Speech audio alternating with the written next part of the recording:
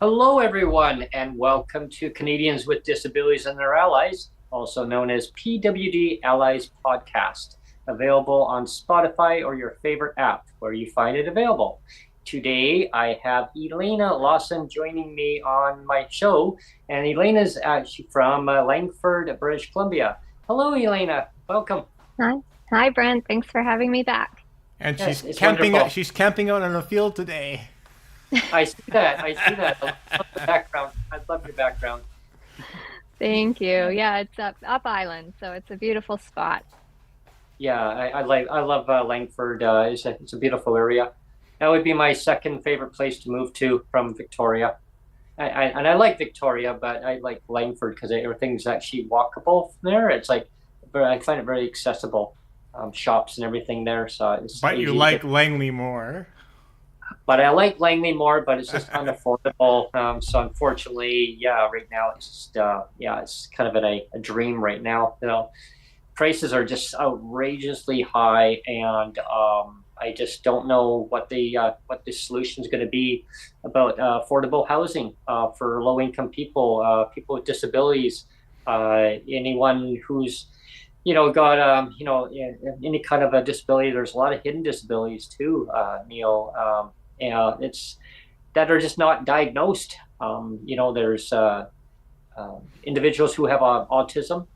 In a lot of cases, like the funding is not there. It's not diagnosed. ADHD. A lot of it's non-diagnosed also. Well, I don't know if you know, Elena, but we had somebody with autism on yesterday, so it was kind of nice to have a back-to-back autism show. Yeah. That's great. But the one we had yesterday, she's an adult with autism. So this is a little bit different tack, right? Because you have a son with autism. Yeah. And, Correct. Right. Yeah. So it's approaching it from two angles, 2 shows in a row. Yeah. This is more of the parent lens. Yeah. And that's why I like to kind of blend in, like when I talk about affordability and awareness of how these issues in British Columbia, how it's affecting, not just the individual, but parents with children who have autism on a day-to-day basis. Kudos to you, Elena, definitely for everything that you're doing. Just keep up the great advocacy. Thank you. Yeah, I'm not planning on stopping. We actually have Tara in chat today. She just joined the chat. I just wanted to make a note of that. Oh, great. The guest we had on yesterday with amazing. with autism. I'm glad she's here. She's in chat today, Great. so that's good. Hi, Tara. That's awesome. Hi, Tara. Yeah. No, the advocacy is not gonna stop, and you're right. When there's a lot of kids still being left behind, and it's not just about autism either, right? So the Representative Children and Youth of BC put out a report at the beginning of November, and it was called Still Left Out, right? And we're talking about the other disability groups, ADHD, Down syndrome, dyslexia. All those children don't get funding right now, and they don't get the support because they don't necessarily have that diagnosis that's recognized. They don't get the supports in the school system either. So I've had some really great conversations with Kathy McMillan she's Dyslexia BC. She's an amazing woman. Mm-hmm. And she's really fighting and pushing it forward about our education system. And so I stand 100% behind these other groups, and we stand with them, and they need the support just like us, when it comes to the autism funding, it's been a year since the premier has, paused the funding cuts. But he's still pushing forward. This government's still pushing forward with the family connection centers. There's 4 pilot projects going on. And I think I said this last time I was on your show, Brent, is my concern is, you're looking at all these consultation processes that they're doing right now.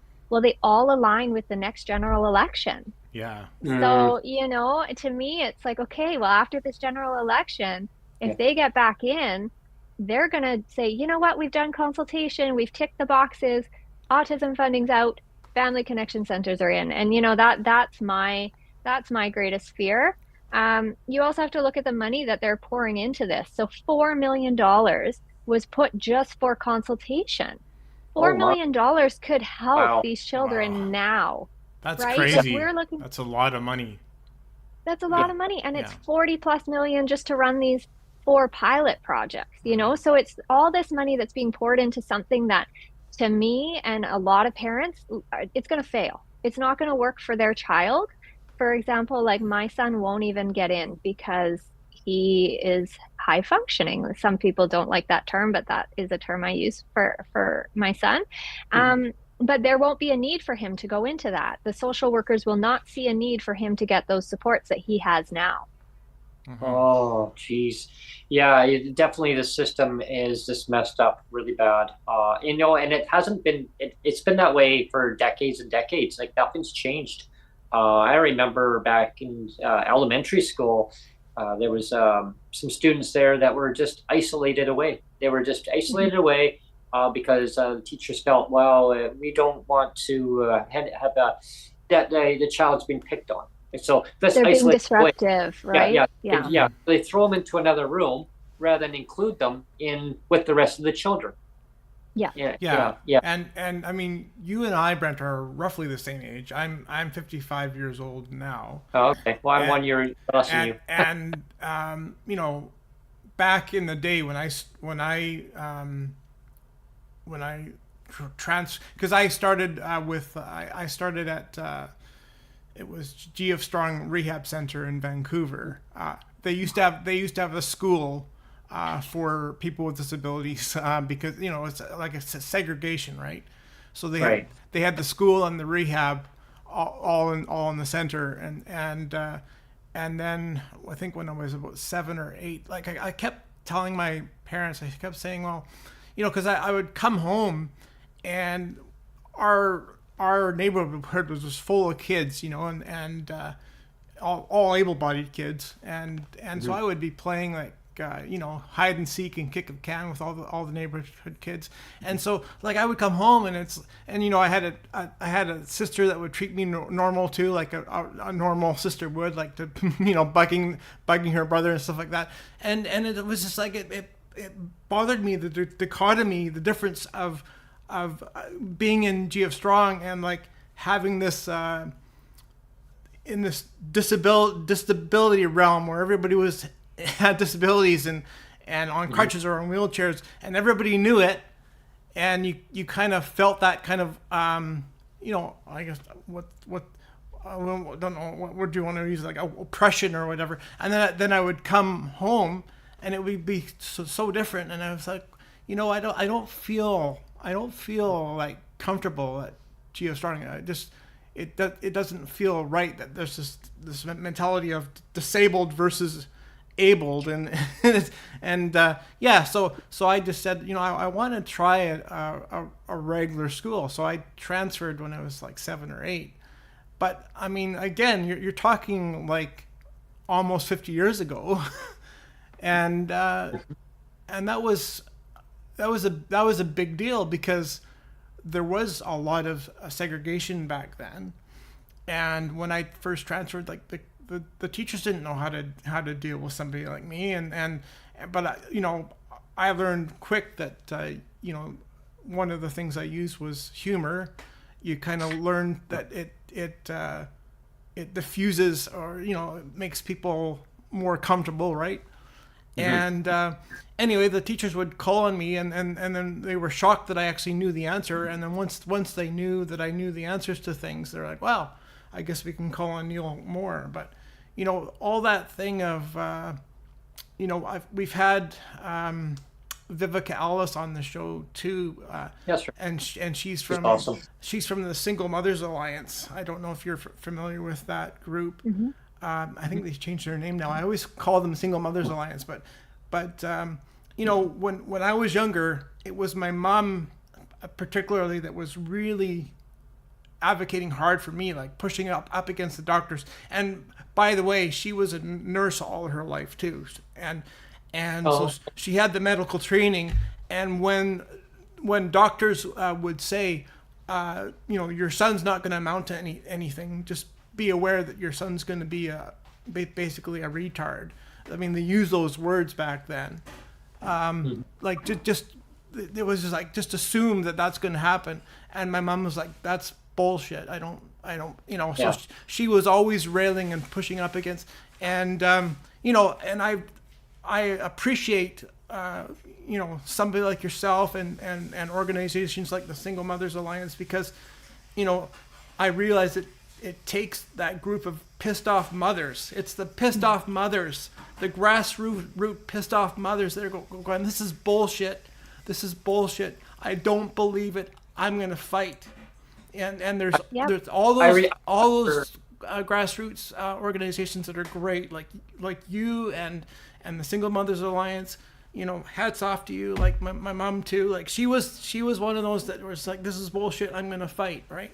Yeah, so my mom used to do too, Neil and Elena. She used to advocate so hard and to bring awareness of the problems that are in the school system. And she fought and tried having the best that she could have for me as a single mother, bringing me up and my brother. But it got to a point where my brother actually had having to leave because it was rent geared to income. But it was all based on the household income. So it was like either one stays, one has to go. And I'm advocating to have that part changed, right? Because that's another problem in the system where it needs to be based on the individual, not the household income.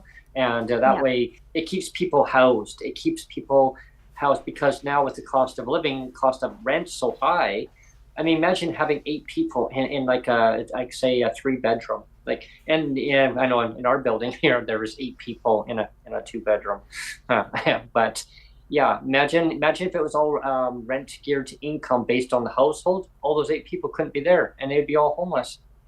So again, I feel sorry for anyone that's struggling trying to find affordable housing, especially if they have a disability, because the disability rates, they're hurting the people that they're supposed to be helping. If they're on income assistance and they still have a disability, they're pending to be on disability, but they're fighting all the red tape in the system.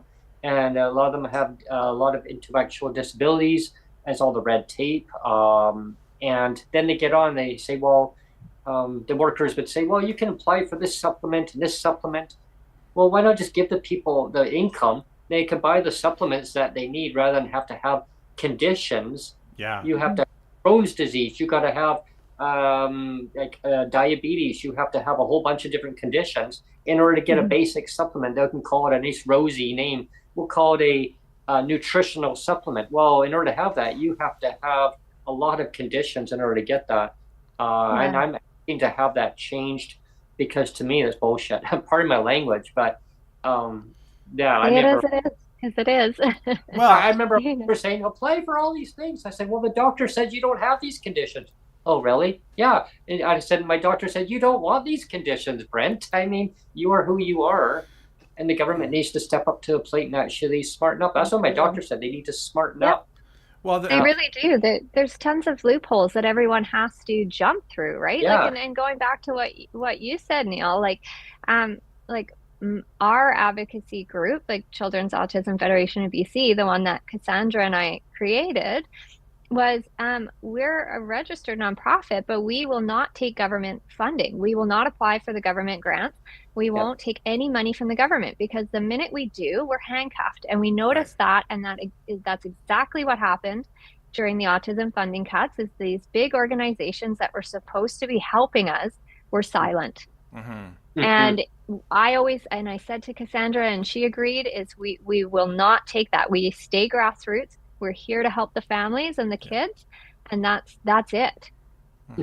Obviously, we can't put out these fancy reports and all that stuff because we don't have the money, but we're behind the scenes working with families every day to help them either write letters or be their voice if they're scared to go up against MCFD, because a lot of families are, and Brent, when you talk about affordability, that's exactly it, talking about our experiences, once your child's in school, you get $6,000 a year. Yes, that's obviously better than a lot of other children who don't get the funding right now, but we pay out of pocket every year thousands of dollars to keep his support systems up, because we can see that he's thriving on it. Well, why should any parent have to pay out of pocket to support their child and give them what they need? It's not like we're giving them all these extras. It's supports that they need to be able to thrive and be independent in life. Exactly. And, and that's one of my concerns too, is that when children are, say, aging out of care, the individuals that are in government care right now, and when they age out of care now into adulthood, right now, the supports are not there for them. Like and it's like, now you're out there, now you're just they can against other disabled, right? When you mentioned Ministry of Children and Families, Brent knows the story. I'm just going to retell it a little bit. But when my first wife passed away, my first wife was disabled. She was in a wheelchair her whole life. Needed 24/7 care aids. So a pretty significant disability, but yet very able in other ways, right? Because she was a teacher for 14 years for the Langley School District. But anyway, she did need the support of care aids, and when we had our son, the Ministry of Children and Families just very bluntly told us, well, because both you, Neil, and your wife are physically disabled, you are considered high risk parents. That was, and they just bluntly said that, they didn't even try to disguise it. That was the first thing. But the other thing is when my wife passed away, and of course I got my survivor's pension. They clawed it back.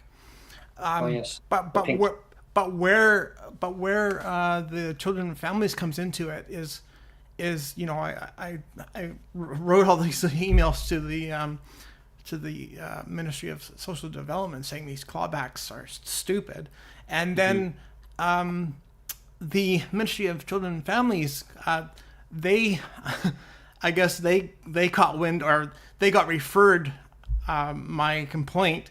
And then they wrote back to me and they said, well, you know what, Neil, we know you're getting almost $800 deduction for your survivor's pension being clawed back, but you know what, our ministry, our Children and Families Ministry, will give you up to $800 a month support for care for your son if you pay somebody else to look after your son. So we'll pay the $800 to somebody else so that they can look after your son. And I was like going, and they thought that was a good solution.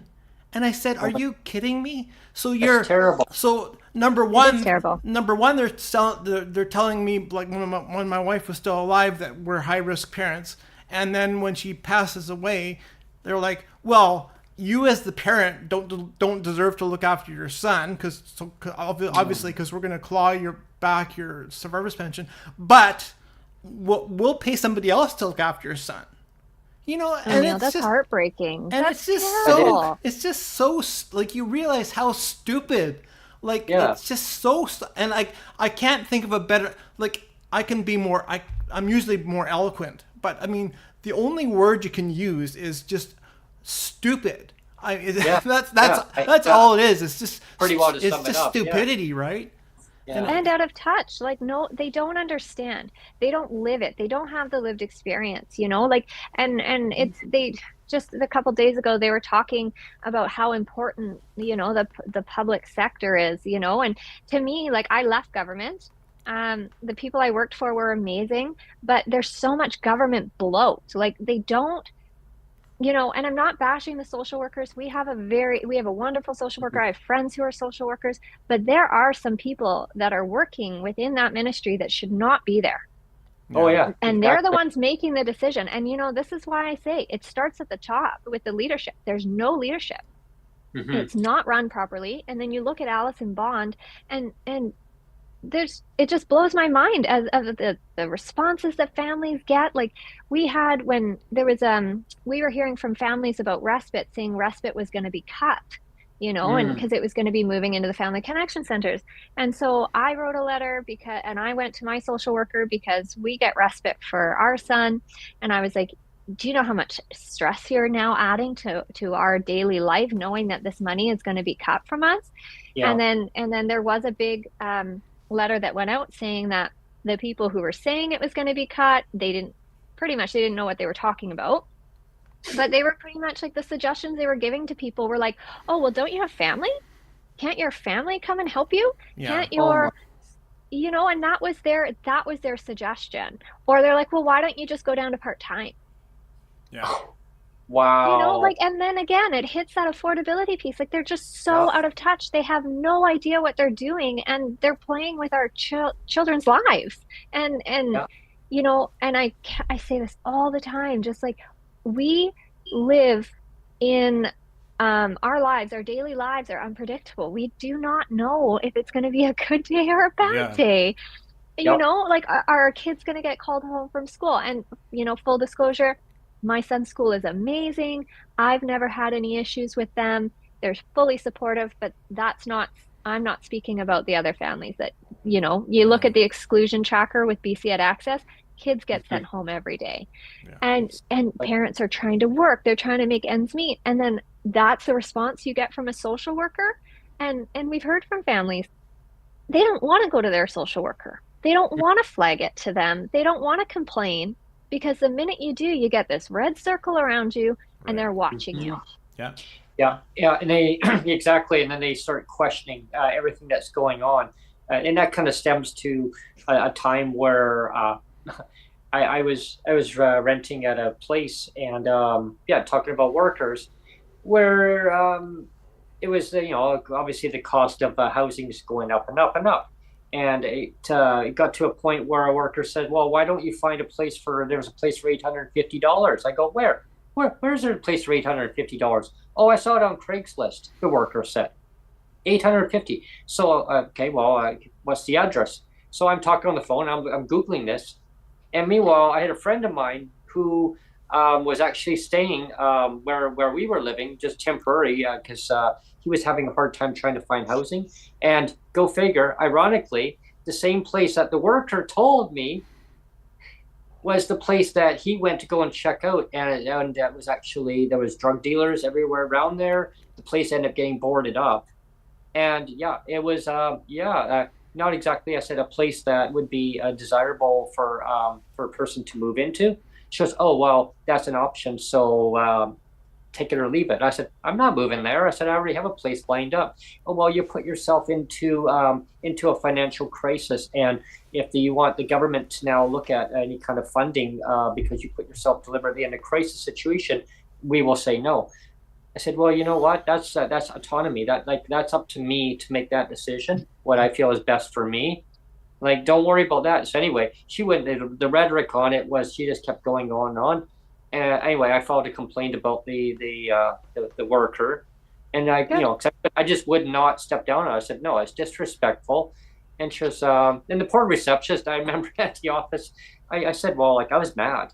And she goes, I would be mad too. And I said, well, I have respect for myself, and I have dignity for myself.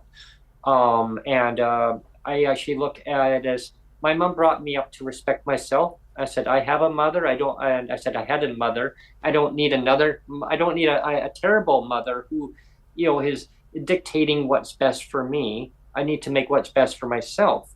And I tell you, they were speechless, Elena. They were just like, oh my God, Brent, I'm so sorry. I go, well, I mean, I just want an apology.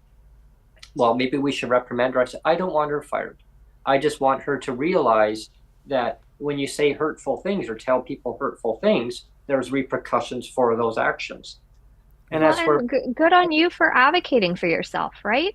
Yeah. And that's the important thing. And just think, if you didn't make that phone call or write that letter, they never would have known. And how many other people she had done that to, and they were afraid to speak up. Well, yeah, and that's the thing. Like, sure, like the place that we did move to wasn't the palace, and it was a ripple effect. It was a ripple effect where I think I told you before the story on this, Elena. I might have, maybe not, but we moved to Langley. We were living in the Nanaimo, and we missed the transit, so we moved there, and because we just wanted to bounce around everything. We needed everything there. So we moved to a place where it was supposed to be really good. The rent was much higher than what we were paying, but hey, we were willing to sacrifice it so we could have everything we needed. The place was paint over mold, mildew. Just paint over it. Let's put these individuals right above drug dealers that were down below. Oh, no. There was people doing all sorts of things next door. Like, we were just surrounded, and we spent most of our time away from our unit. We couldn't even open up our windows properly, and it was coming through the floorboards into our fridge. We got out of there, right? We saw a new place getting built, so we moved to it, and we said, wouldn't that be nice to live in a brand new place? Yeah, so we got it. Unfortunately, the underlying issue, long story short, was we moved in, and the premier at the time, John Horgan, he was giving a transportation announcement in Langley. And so Sonia saw a posting about it. Said, John's in Langley, John's. I go, oh, okay. We need to go down there. I said, well, I don't know how fast we can get down there. Boy, I think, you ran pretty quick. We booted down. It was normally a 15-minute walk. We got down there in 8 minutes. So we got down, and he says, what are you two doing here? Oh, my gosh. And I said, well, we found a new place. So the long story short was, he said, be careful with the corporate landlords. Be really careful with those corporate landlords, because some of them can be really sneaky. Their agenda is to make max profit, and they will do whatever it takes to make that maximum profit. I go, no, like, you have nothing to worry about, John. I mean, they're a really good landlord. They're really good. Well, then you have nothing to worry about. Well, he was right, Elena. He was right. We were wrong. We didn't know. The agenda was that they cleared up 2 floors of the building. But we were only allowed to see the 3rd and 4th floor. We weren't allowed to go to the 1st or 2nd. The problem originated from the 1st and 2nd floor, and they had, the manager was going around. Okay, and I can say now, because but the manager was going around, and she cleared out the 3rd and 4th floor. She was doing her drugs in there, and she cleared them out. Everyone was complaining. It was going through the vents, and it was going through the whole circulatory. They have a air circulatory system in the building, and it was going through and it was just going all the way up. Her and her son. Wow. And we got to a point. It was in December of the year when we were there, and where are we going to move? Like, we complained, and who were we complaining to? We were complaining to the person that was causing the problem. We didn't know that. So we talked to the tenancy branch. They said, well, our hands are tied. You can go to arbitration. Do you have proof? I said, well, how am I going to get proof? I mean, there was no proof. So we complained, and then anyway, the manager came to us. Long story is that the manager said, okay, I've got another unit on the 1st floor, 2 floors down from where you are now, or another unit. Another unit was more expensive, but the unit down below was dark and gloomy, and we figured that's where the problem is coming from anyway. So anyway, we didn't take it. We didn't take dark and gloomy because we wouldn't have taken it in the first place, right? So we took the more expensive one temporarily because we couldn't just move. They voided out our lease agreement into a higher priced one. But the agreement was that, hey, you could pay the same rate, but when your lease leaves, you're gonna be paying the higher price. And we thought, oh my gosh, like this was, and I looked at it, it was illegal, but what could we do, right?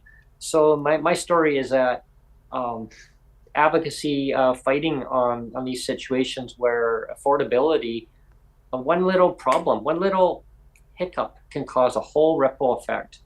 And so Sonia found a place in Victoria. Out we came here, and we've been here since. And at least we're close to the legislature. We're holding them to account, and basically doing all of our advocacy here. And we'd like to try to find somewhere locally. If we can't move back to Langley, that's our area we want to go back to. But if not, we want to look at either up on Shelburne Street, way up on Shelburne. It's a huge area. Or maybe in Langford, where we can find somewhere where it's affordable.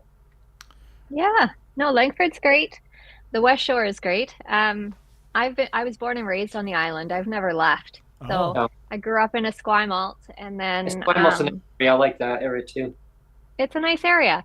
And then I lived downtown for a bit, and then we're out in the West Shore now. But you have to advocate, and I'm happy you're in Victoria. I know you love Langley, but I'm happy you're here. Yeah, it's changed a lot. Oh, Elena, it's changed a lot. We went out there, and it's really grown a lot. Like I think it's because we're used to that scenery, but it's changed a lot in population. Everything is. Everything. We have another question from Tara in chat, and she's asking Elena, what is your opinion about applied behavioral therapy? We used behavioral consultant for William, for our son, at the very beginning, but he outgrew that. It was very the way it was structured was it was pick up after school, and then you went to a table and you practiced writing and everything like that. I've heard horror stories of ABA before. Am I against it? From me personally, from what we've had for our son, no, because it was very different from the stories I've heard. Right. I think it's a personal preference. But now he's with someone who takes him out into the community, and it's all community based now, which he loves. I have a question for you, Elena, too. What is your view about the hub system that the government was coming out? They had made that hub system. They mentioned about parents could then take their children to the hub versus individual care that was already there. Now they say, well, they want to put hubs around the province, but now people in communities may not have that. They have to go further now to an area to get that service. What's your view on that? So the hubs are now called family connection centers. Okay. That's how they've changed it because it makes it sound nicer, right? It sounds nicer, right? They've put their political spin onto it, right? It hasn't changed anything. So now I said they've paused that project. There's 4 pilot projects in play right now. But before, there was a lot of red flags with these hubs for family connection centers. So they would be taking away individual funding. So parents wouldn't have a choice anymore. They would have to go into these centers. Now, BC has 52 cities, I believe, if I'm remembering correctly, and they were only going to open 40 family connection centers. So that means that parents would have to travel. Now, that isn't an option for a lot of families, right? Due to accessibility or whatever the case is. Another issue was sensory. So you may have a child that wouldn't be able to even walk into these centers because of the lights, the people, the sounds, like all these sensory overloads that would be happening. So they wouldn't even be able to walk in the door.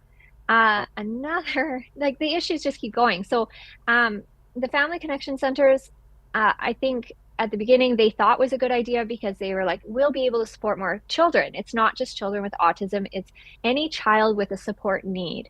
Well, the issue with that was you're looking at 80,000 plus children coming through these doors. And we don't even have enough service providers now. So they're not looking to get more service providers. All this was going to do is put a wait list up. So kids who were getting services now would now be triaged into, okay, it's all based on needs. So someone like our son who doesn't have that high of a need would be put at the bottom of the list and probably not in the door for years. Yeah, those family connection centers, it sounds good in theory, right? But But in reality, it was just a cost-cutting measure, really, right? It was just absolutely. It was just to save money. Yeah. It was a way to save money because they were feeling the heat of, so autism funding hasn't had an increase since it started 23 years ago. So that is the same amount. And so you look at inflation and all that, that's never changed. And then again, you have those families with the other children with disabilities and support needs that don't get anything. So, and they're getting hounded, the government's getting hounded, saying we need support, every child with support needs support. And I completely agree with that. But I think it also needs, again, and I push this through the advocacy, it needs to be choice. If a family feels that they could be better supported in a family connection center, then absolutely. If a family feels that they could better support their child with individual funding, then yes. It should come to a choice. It should not just be stripped away from you and told that you're going to do this, because it was this government knows best approach, right? And they had no clue. Well, it should always be on the person. Like, it should be a choice of what best suits their needs, not with what government says this is how it's going to go. And because it doesn't work that way. It's you know your child best. Yeah, exactly. I mean, and that's like autonomy. That's the word autonomy. I've lost track of time now, Brent, but I think it was 2 or 3 months ago that we had Sheila Malcolmson on, the Honorable Sheila Malcolmson. And, before we had her on, I remember telling you that I watched her in question period one time, and she was talking about the stigma of the drug supply, right? The drug crisis, the overdose, overdose crisis. She was talking about the stigma of the drug supply, stigma this, stigma that. And what caught me was, the government talks about stigma about that issue, but you very rarely hear the word stigma attached to disability. And there's huge amounts of stigma attached to disability, right? Like we're talking mountains of stigma.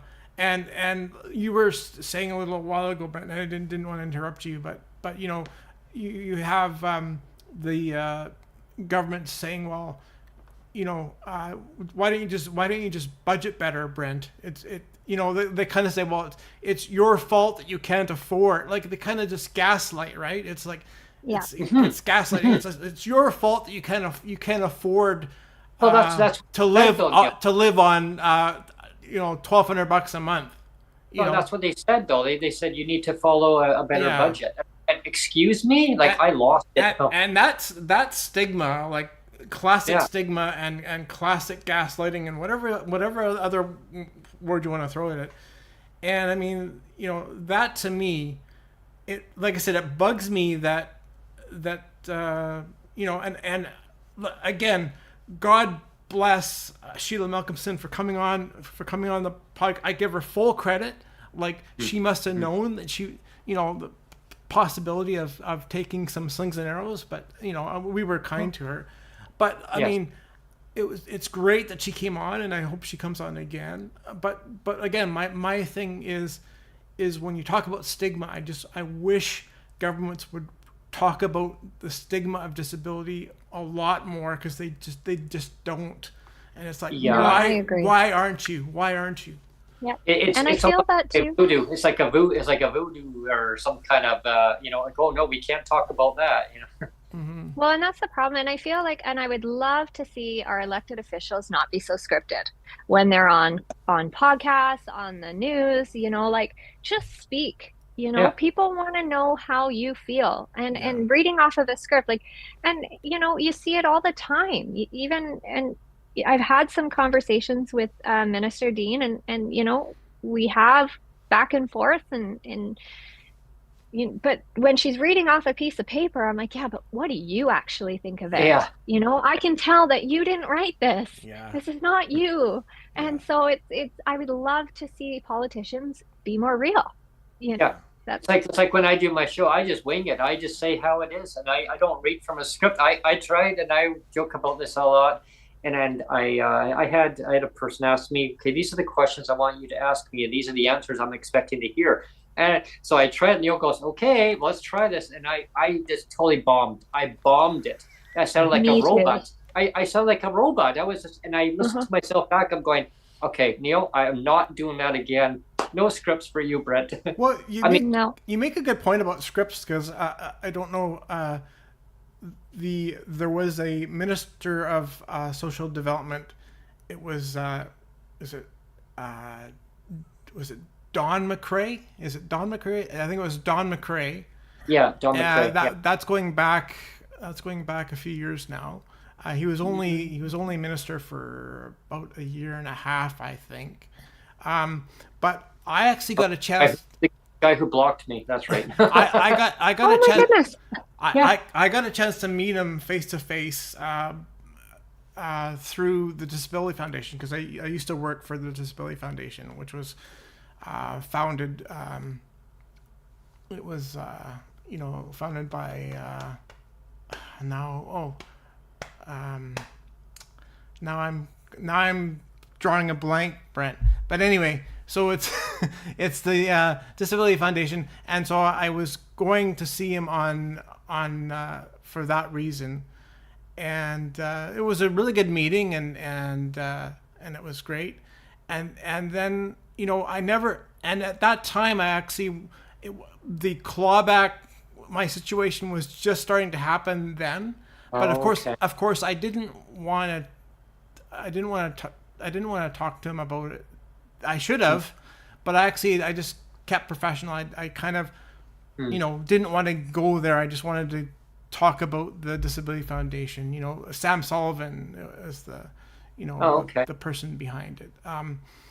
But so I was just, like I said, professional. I just talked about the Disability Foundation, and then I realized, you know what, I'm gonna write him an email, and it was only like, I think 2 weeks later or something, and so then I got into my whole situation of the clawback, and like you said, it was totally cut and paste. I was like, thanks for your letter, and there was no, like, because I told him, like, it was really nice meeting you, and I gave him a book. I gave him a book that I wrote, my autobiography. And, right. And awesome, like, by the way. And I just did it just because I wanted to, not because I was trying to butter him up or anything. But and so, like I said, it was really good face-to-face meeting, and then I get this response back, and it's like, I can tell it's like not really him writing. Generic, like, very generic. He didn't even acknowledge, like, nowhere in the letter. What was it? And this was only 2 weeks later.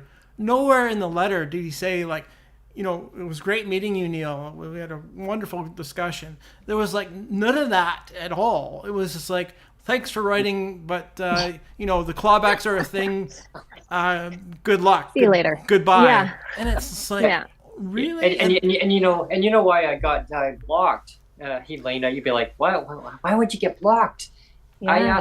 I still remember, I asked a simple question. I was just like, what?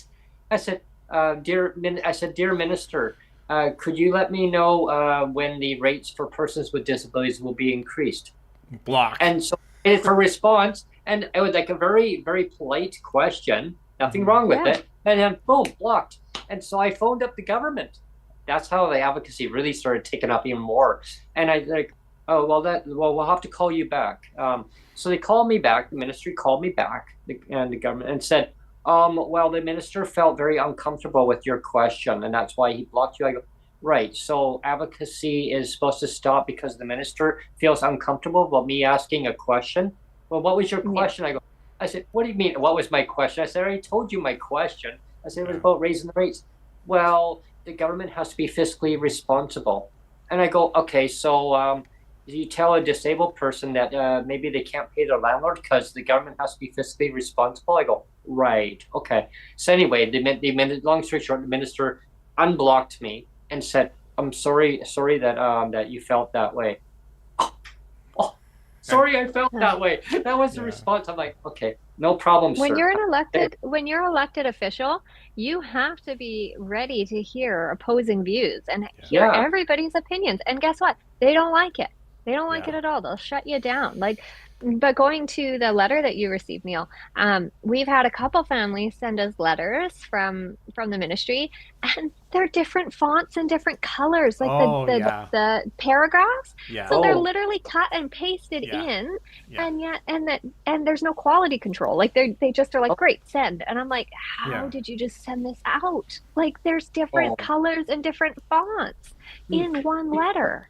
Yeah, and they're not even trying to answer. They're not even trying to answer. Like I ask direct when I write emails, I'm asking direct questions like, answer this, answer this. You know, like and usually I keep it to like maybe 2 or 3 questions. You know, Well, yeah, but you want them to read it. but very direct. Like, can you Yep. please tell me this and this, and My they God. they say everything else, but they don't even acknowledge that I even asked a question. Like, you know what I mean? Yeah. Like Yeah. the fact that I even asked a question is not even acknowledged. It's like, you know, it's like, thanks for your letter, goodbye. Yeah. Well, and I think the one thing, like in even you look at provincial governments, but also too, is I've started to have meetings under the municipal governments, right? So I've asked to be a part of the accessibility committee when Langford decides to form one. They just brought out their strategic plan. So I really read through that and really looked into the accessibility component of it, and also like the advocacy and how they can better support all people with disabilities, whether it's visible or not. And having that go into their strategic plan. Now that's all municipalities. And I think everyone should really be emailing if they don't have a copy of their strategic plan for the municipality they live in and they can't find it online, email the municipality and ask for it, and really try to like dig in and find how you can make it better also, because they need to hear from you. Mm-hmm. Speaking of advocacy, guess what I got printed up yesterday? I actually got a phone call saying that they were ready, and they weren't supposed to be ready till today. Nice. And they sped them up because they felt that the advocacy is very important. I'm so thrilled to say that I got these done. I love it. And who designed them for you, Brent? Neil did, and you know what, you got really like flying stars on that. And we one. actually have to acknowledge Birdie, our Yes. secretary Birdie. She did an amazing job on the logo.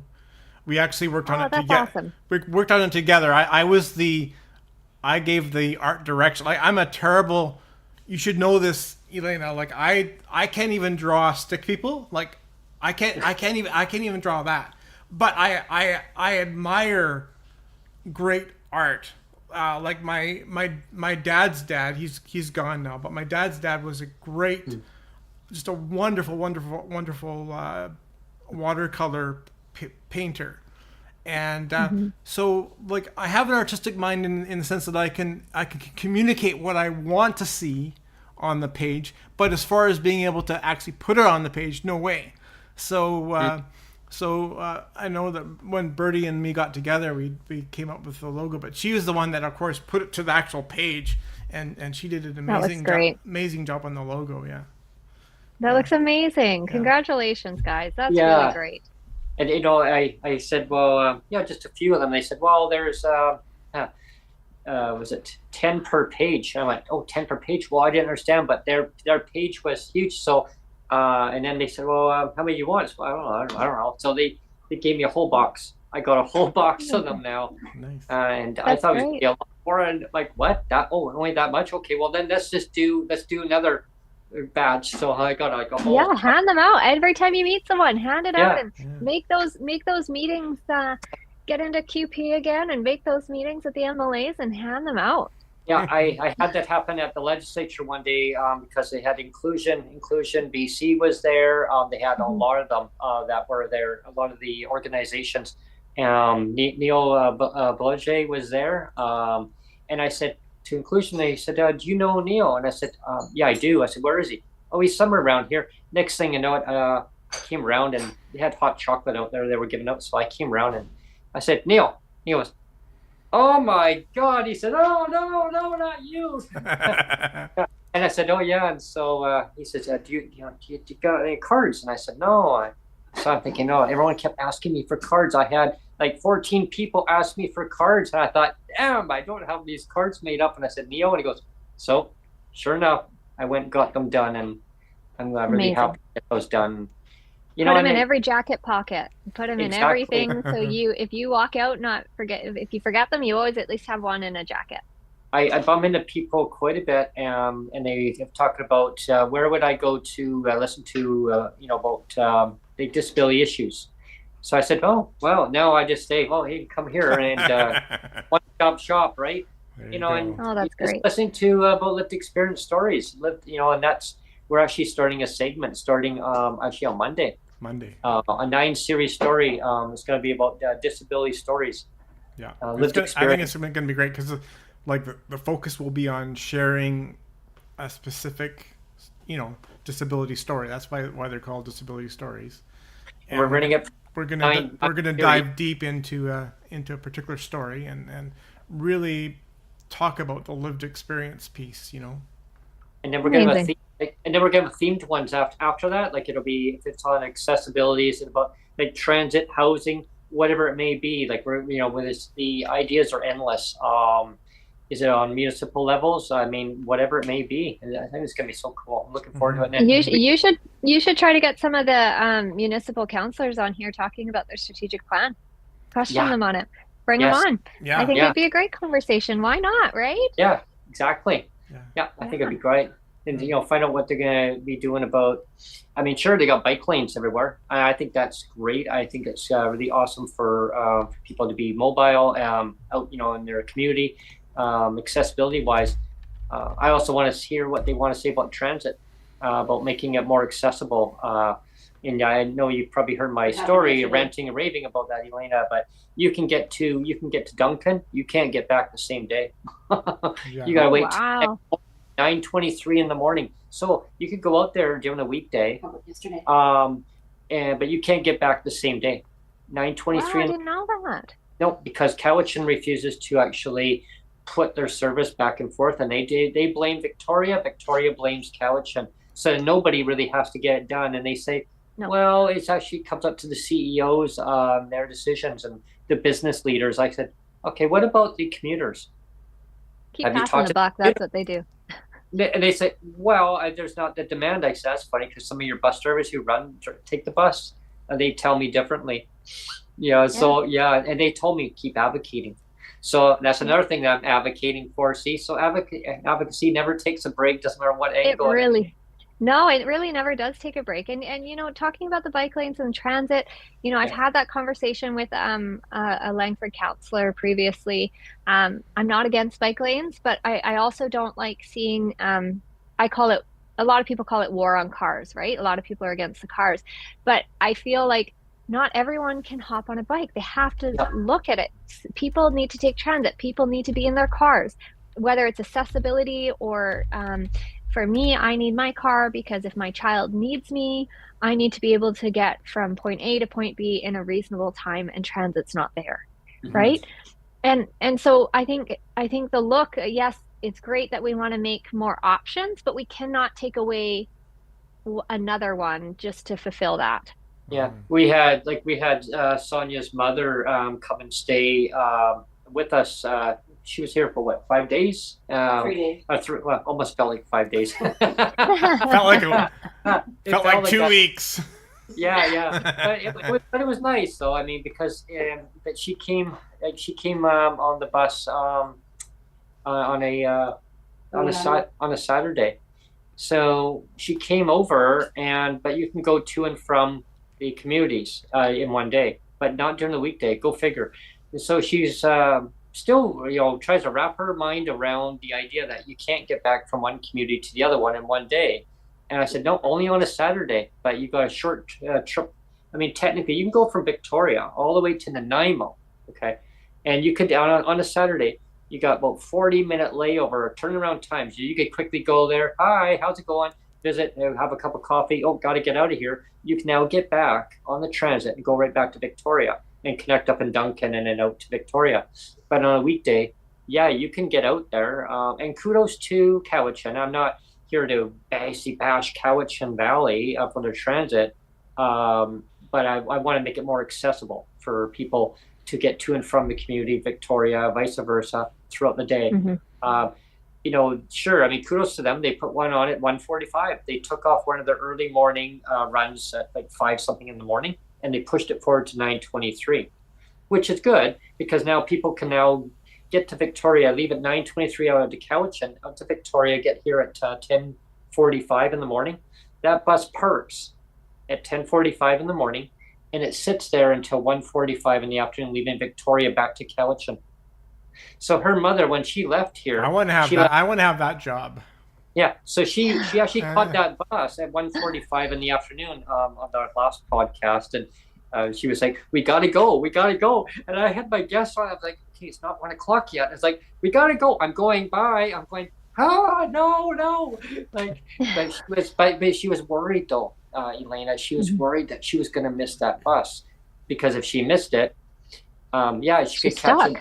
Well, she could still catch. There was still 3 more buses later. There was one at 3:45, but now she gets to Duncan and then she gets to Nanaimo. Now she's getting there later at nighttime, and her husband then has to pick her up.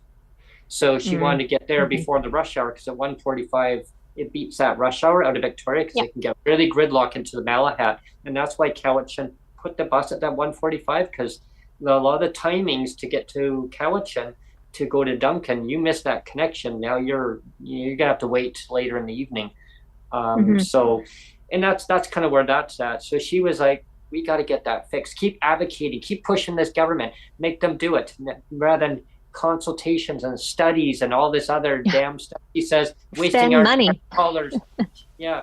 She says, just get it done. I said, well, in my view, I would actually have the train running. I would have the train going. That would be me.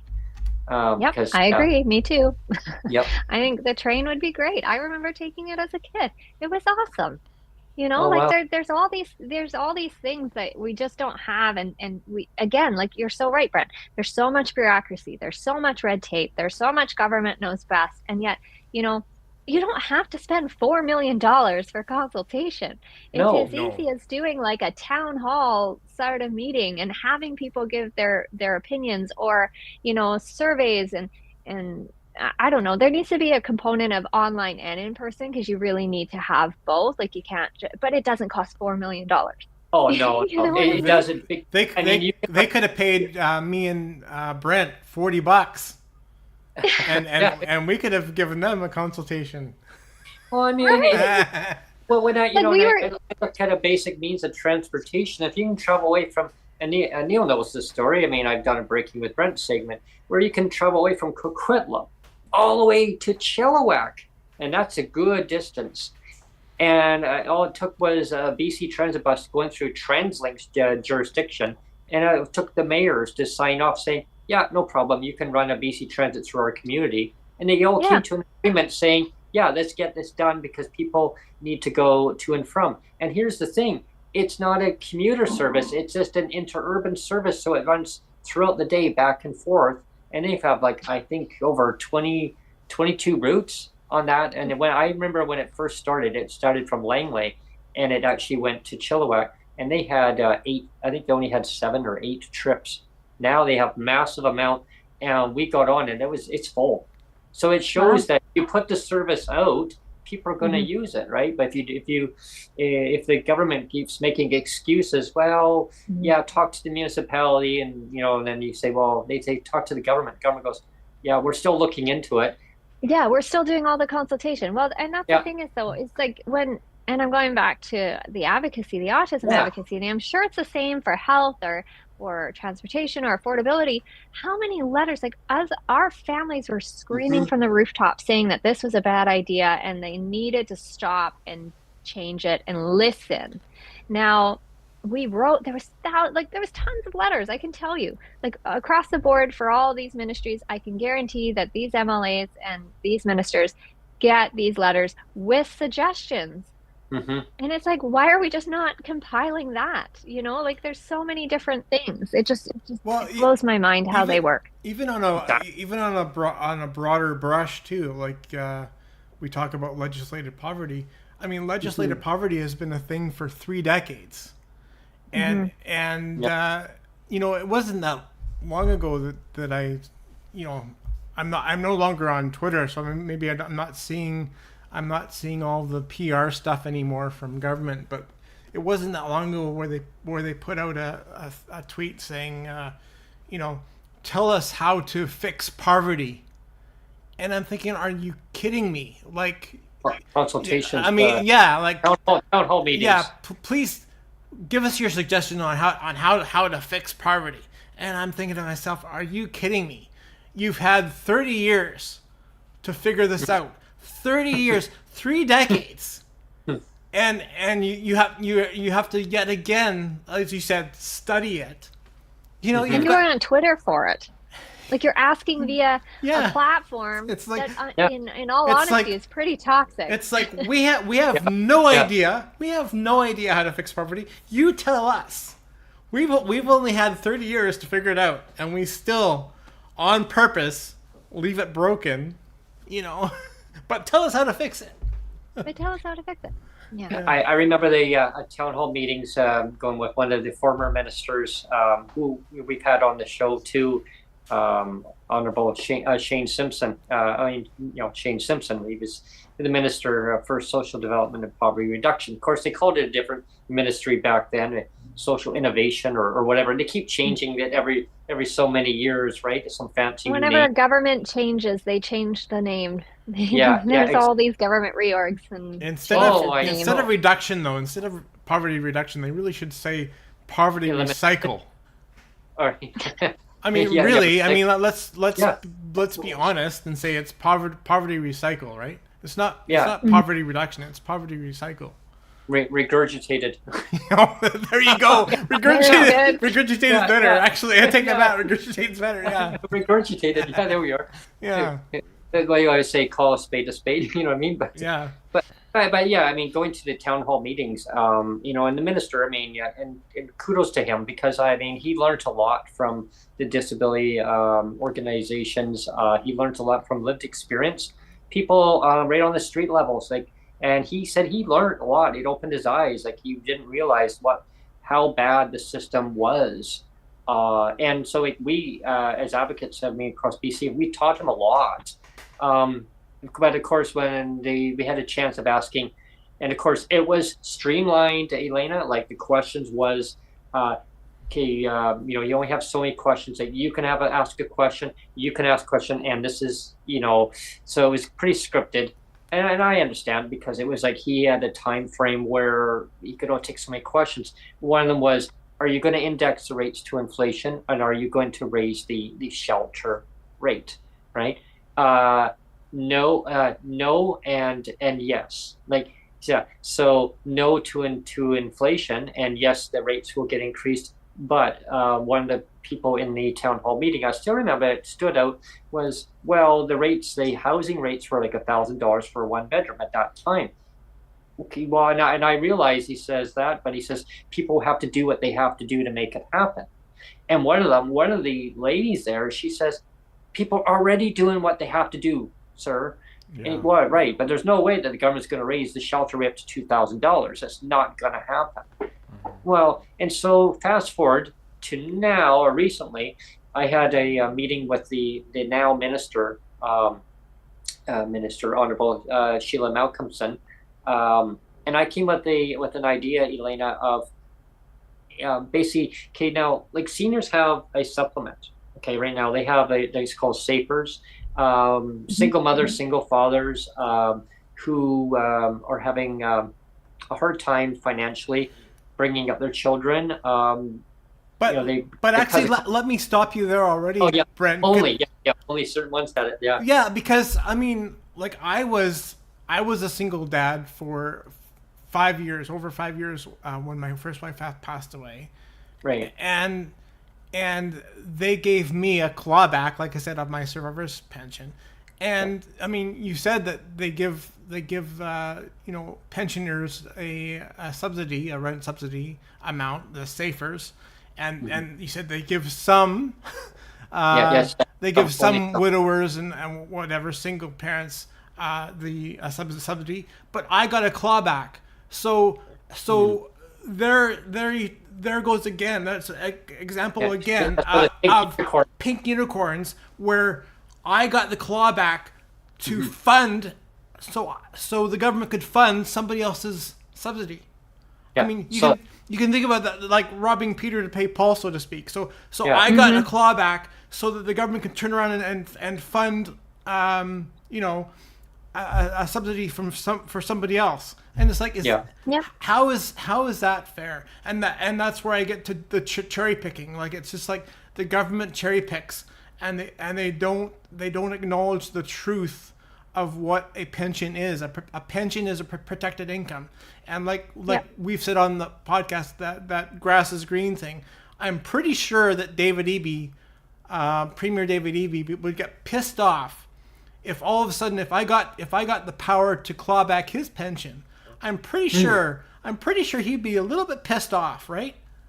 You know? Any of the MLAs would, and it's the same deal. It's the same with the autism funding. There was people that saying you rob Peter to pay Paul, and then during the initial first year after that, they're like, yeah, we consulted with who? We couldn't find anybody. And then we started really digging, and we noticed that they were cherry picking these people that aligned with their vision and their narrative. And that's who they spoke to. That's the same thing that happened with the bus pass, with the PWD bus pass. It was like 5 or 6 people were consulted, and those 5 or 6 people changed they blew up the bus pass for 5 or 6 votes of random people just asked. Yeah. And so when I mentioned to the minister when I kind of the residential assistance program, basically that's just for some who could get it. Not me. So yeah, exactly. God forbid it be me. God forbid. Oh yeah. So I mentioned, I said, well, there's the majority of PWD persons with disabilities in BC who pay high market rent. There is a percentage that do live in subsidized housing, who then have the privilege. And I don't mean this in a way of a privilege or anything against disabled people that say, well, good on you, you can pay less money. What I mean is that the ones who are able to get into subsidized housing is great, right? Because when I say great is that, yes, you can now pay less in market rent, right? So I have to be careful on how I word it, because people say, well, yeah, but you're pinning a disabled person against a disabled person. No. What I'm saying is that yes, you can now pay less in rent, and more money now you have to put back into the economy. So when I mentioned to the minister that ones in market housing who pay in high rent in market housing in the private sector, who are owned by corporations, or maybe they pay maybe they rent from a basement suite, right? So they pay to a landlord. I mean, not a corporation, just a person who owns a house and they're renting out a basement suite or a townhouse or whatever it may be, a condominium. They're still paying into the market sector, right? You're still paying that because you get that $375. Well, it's now apparently it's $500 for some. Ooh, for some. Yeah. But now what I mentioned to the minister was make a program, because they got seniors, RAP. I call it the RAP. Whatever. So anyway, or now you can call it, I don't know, PWD housing, whatever it may be. I just give it a generic name, right? But you can call it that. So now there's programs, and it's extended under the BC housing umbrella. However, what it needs to be done is it needs to be tied to the person, not the household income. But the minister said, "Wow, I love it when you think outside the box, Brent." But and that goes back to our autonomy piece, right? Or the stigma and autonomy, right? I mean, like I said with Sheila Malcolmson before, she was very quick to mention the word stigma when it came to drug supply, and again, I'm not throwing slings and arrows at her in any means. I'm always throwing slings and arrows at the policy only. It's the policy that needs to change. I think that's the big thing is people take it as personal attacks, right? It's not. And if you and it's not. It's just we're looking at the policy, we're looking at the overall program and telling you how it's not working. It has nothing to do with the individual. It has everything to do with the program or the policy. And I think that's the way. Absolutely. And you could say that also too with like Twitter or whatever, right? Like you make a comment online and you are bashed, or you say one wrong word, or you don't agree with someone and you're thrown to the wolves, right? But it's just kind of like, you have to be able to have a conversation. You have to be able to have different opinions. But it doesn't necessarily mean you're a bad person. It's always great to have the different viewpoints, right? Because that's what it's about, is learning from each other on getting to the actual solution. And the solution is that the system is a systemic failure on governments who basically won't change the policy. Like, and then, exactly. It's not the minister like getting attacked onto the minister itself. It's the policy that's administered there that needs to be changed. And then people tell them, saying, well, this is what we're seeing. This is what we need to have happen. Change it. And then it's always like, well, we can't seem to do this because we need to study it, or we need to have consultations, town hall meetings. But don't worry, we have your back. We're listening. We've only had 3 decades to figure out poverty. But don't worry. We need another 3 decades. There's more to do, we're already at the top of the hour, Brent. So I didn't know if you wanted to do closing comments, or did you want to be on for a little bit longer? It's all up to you. Yeah, whatever you have time for. We can go for a bit longer. We can go for a little bit longer. On the couch playing Minecraft. If he comes in, I apologize. Oh, my son would be impressed then. Yeah, he loves it. He's a big Minecraft guy. All right, so I've just learned over time about there's different approaches on advocacy, and I mean I've got bashed a few good times. Well, no, you're not advocating for what I want to hear, or well, okay, I'm sorry. Well, maybe you advocate for what you want then, like and there's nothing wrong with that. It's people advocate for what they need to, and I mean when you were on Twitter Spaces. Oh my gosh! You'd have guests leave, and then people would bash the guests, and it's like, oh, I know. I know. And I mean, the whole idea behind your show from day one was to invite people on, whether they're just regular folks or politicians, MLAs, MPs, whatever. It didn't matter. It was to invite people on to have conversations. That was all it was about. Have conversations about talking about lived experience and stepping up to be an advocate for that, or an ally of that. Absolutely, and that was it. And then, but you would get attacked, or I would get attacked. I was like, why did you invite this person on? And it's like, wow, how dare you? Yeah. How dare you have the opposition critic coming onto your show and talk about disability issues? And I was like, what? And I remember that, and I know like a couple people that had said that to me, and I went, okay. So, and I was joking, and I joked around with the honorable minister, and I said, I was getting bashed for having you coming on my show. Yeah, really? Is that what advocacy is about? You're supposed to be silent because of one party says no. How dare you have somebody else come on? Let's just have a conversation. What's wrong with that, right? Yeah.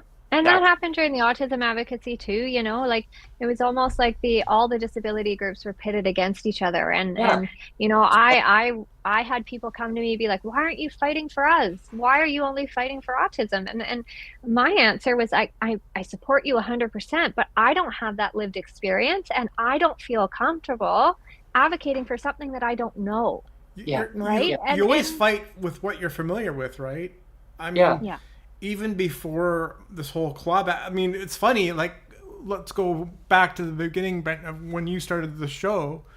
Like, I was following Brent, I don't know how many years was it before you reached out to me? It was quite a while. Like, I was just kind of randomly following Brent, and he was randomly following me for a few years or whatever. But he never bothered to reach out to me, and I never really bothered to reach out to him.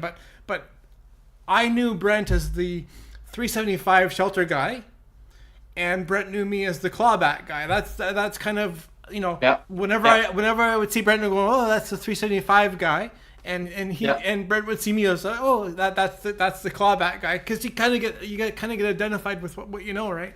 And but you're right. I mean, what's the harm in advocating for what you know? I mean, it makes sense that you advocate from a position of what you know and your strength. This is my lived experience. This is what I know, and this is what I'm going to fight for. It makes sense, right? Well, and also too is if I turn around and advocated and I didn't do it right, then I would be bashed for that, right? Yeah. So you know, I 100% stand with the other disability groups, and I will help them however they need. I will do what I will help them, whether it's writing a letter of support or whatever that is. I'm here to help, but my lived experience and my advocacy falls with autism. Oh, absolutely. And that's, for me, it's like I learned from other people about other very important advocacy topics that come up. And I learned from that. And I same as you, Elena, like I will advocate for what my strengths are, on what my beliefs is, that what I want to see changed. Ultimately, what I want to see changed, I want to see the shelter rate completely gone. You know, that's me. Like, because you just get a check now. Autonomy. You do what you need to do with that income. So, you know, you need to find a place that you need for rent. Let's raise the rates to a livable income, obviously, but get rid of that shelter one. I just find it very archaic. I know there's some other provinces that don't have it in place. They don't even have a shelter rate in place, right? So if you can't claim that is your residence, but you found a place that maybe because the rents are so high that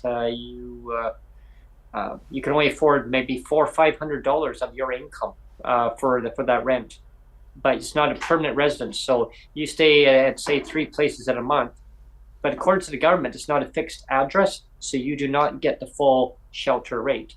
But now if you didn't have that shelter rate in place, but hey, the landlord says, you know what, I'm sorry for your bad luck. You know what, you can stay with, you can go and stay in our basement. You know what, just give me $500. That's fine. You know what, and you have access to cable, you had access to our fridge, or, you know, a kitchen, whatever it may be. I'm just kind of throwing it out there. It's fictionary, but it's an option. But now, according to the government, it's not a fixed address, unless you are a tenant. Now you're paying the regular rate.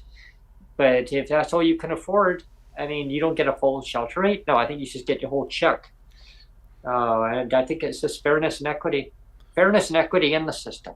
Yeah, and like you've always said, it's like the system shouldn't be set up where it's disabled versus just disabled, like pitting disabled against disabled, and saying, well, you deserve this and you deserve that, and you deserve this and you deserve that. You deserve a rent subsidy and you deserve a clawback. I mean, because that's your choice, because that's where you choose. You choose to pay higher. You're choosing that, you know.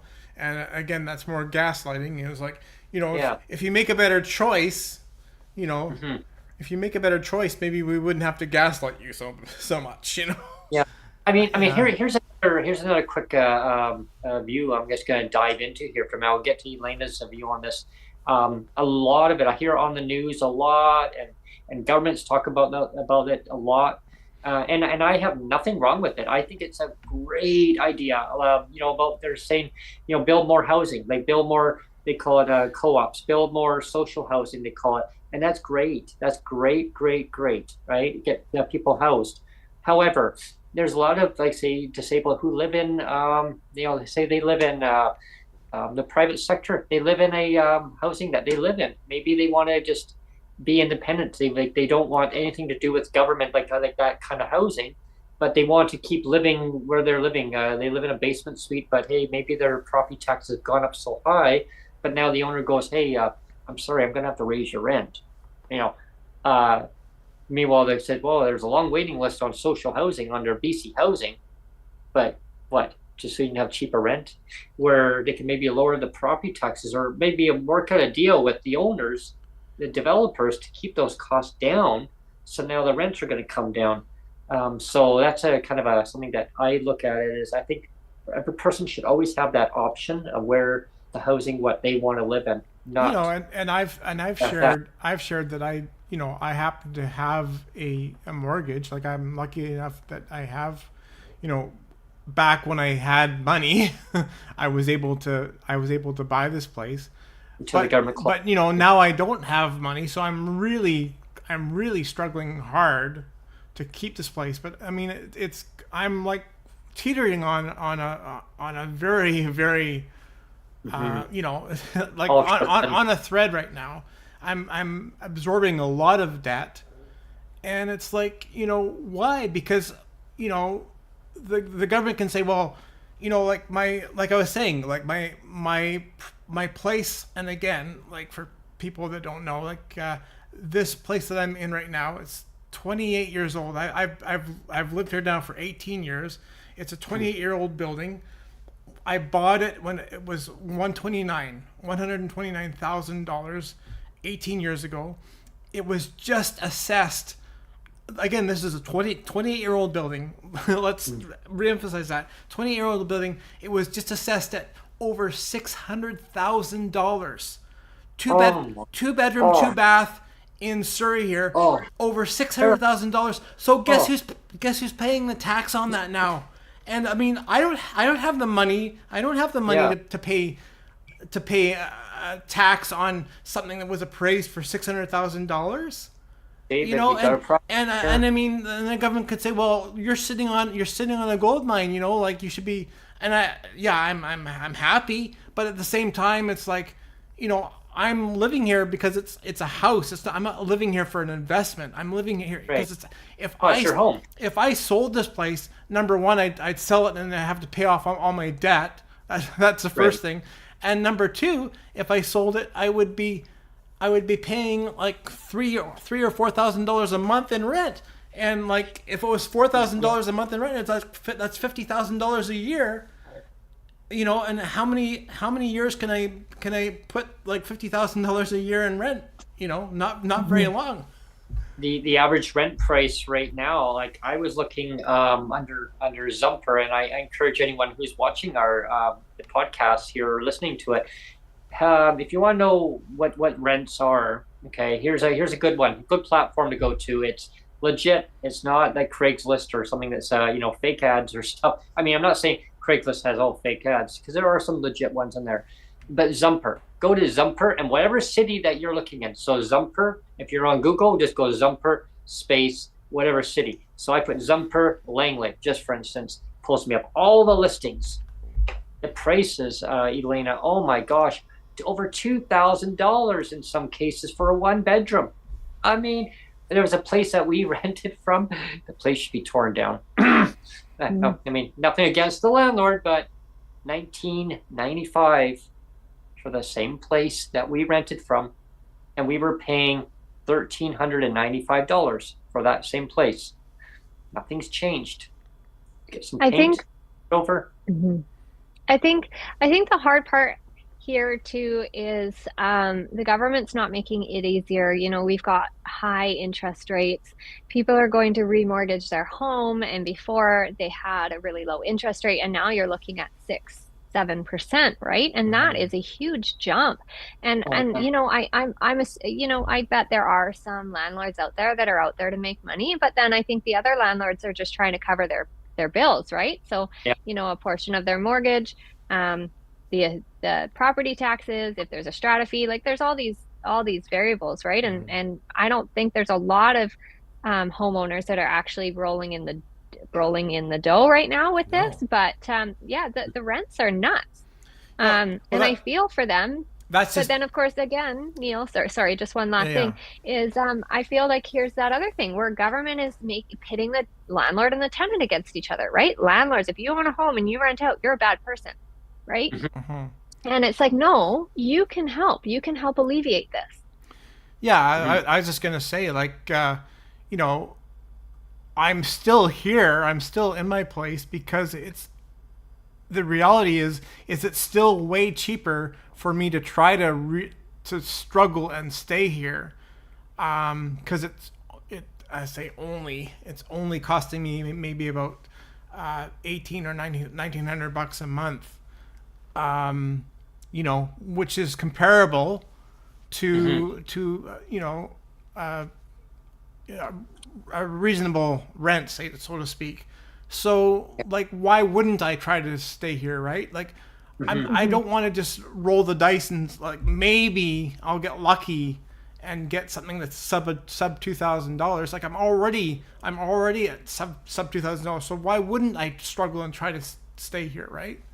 Well, like a whole PWD check wouldn't even cover like like say month's worth of rent. Like, oh my gosh, like over $2,000, 2,000. Some places are $3,000 for a you know, for place. 4,000 in Vancouver for a 2-bedroom. 4,000 PWD, 500 maximum. Wow.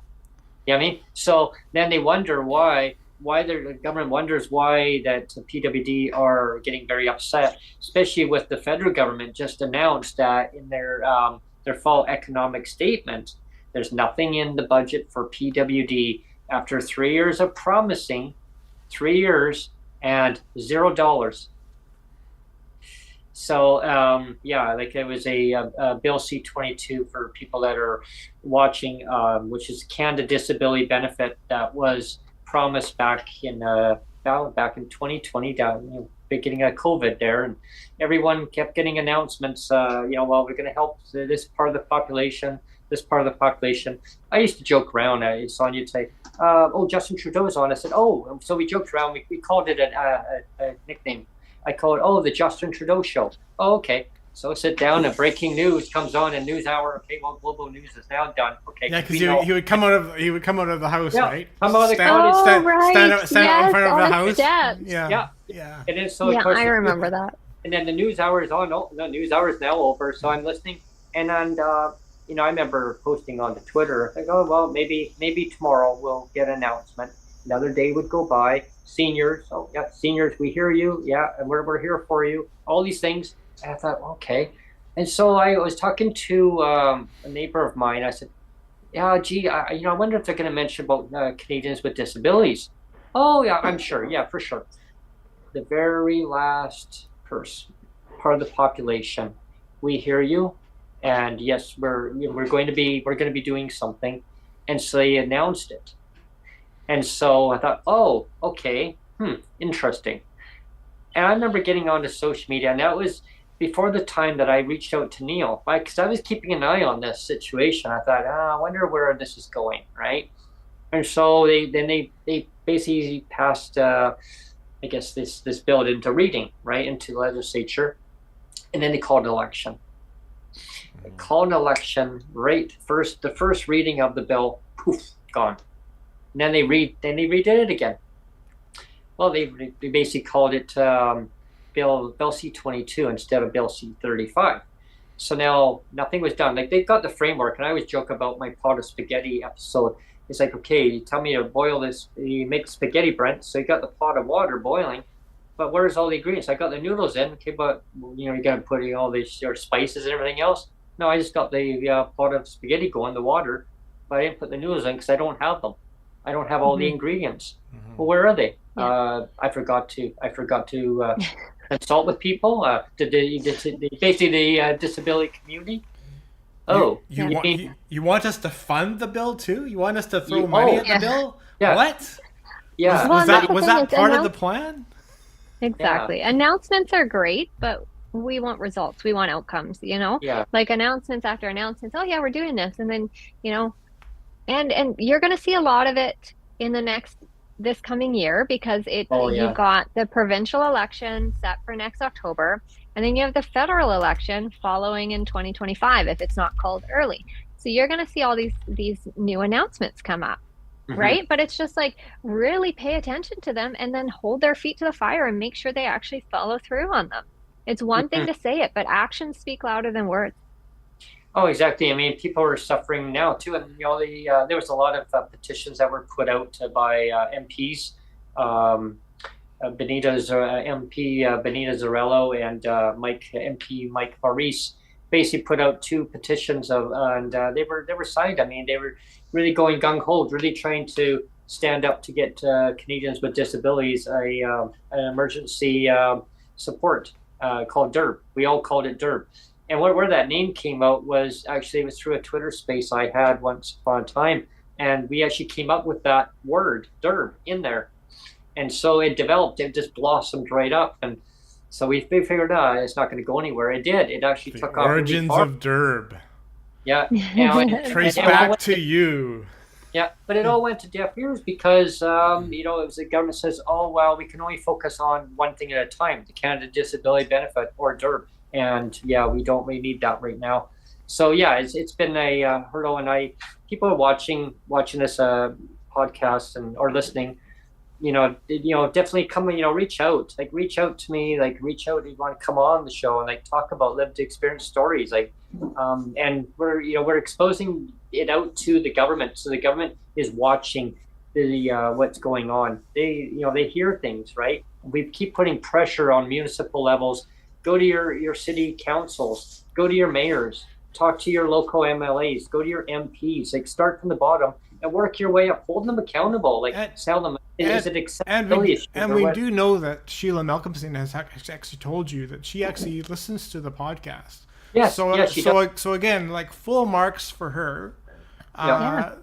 It's great. We want to see more politicians, MPs, MLAs tune in. Even Neil, even the critic for the BC United Party, we've had him on, Honorable Dan Davies. He even said too, you got to hold. It doesn't matter who's in power, you got to hold the government to account. He even said too, he says, our government. He said, they messed up. He admitted, our government did mess up, and I thought, okay, and kudos on you. Yeah, bravo. And he says, I admit, we made some mistakes that we shouldn't have made.